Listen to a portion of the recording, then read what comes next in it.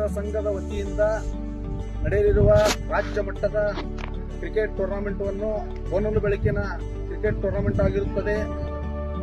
ರಾಜ್ಯ ಮಟ್ಟದ 33 ತಂಡಗಳನ್ನು ಭಾಗವಹಿಸಲಿದ್ದು ಇದೇ ಫೆಬ್ರವರಿ 7ರಿಂದ 11ರವರೆಗೆ 2024ರಂದು ನಡೆಯಲಿರುವ ಕ್ರಿಕೆಟ್ ಟೂರ್ನಮೆಂಟ್ ಅನ್ನು ಆರ್ಥಿಕ ಸ್ವಾಗತವನ್ನು ಬಯಸುತ್ತೇನೆ ಮತ್ತು ಎಲ್ಲರೂ ಬಂದು ಈ ಕ್ರೀಡೆಗಳನ್ನು ಶುಭ ಹಾರೈಸಬೇಕೆಂದು ತಮ್ಮಲ್ಲಿ ವಿನಂತಿಸಿಕೊಳ್ಳುತ್ತೇವೆ.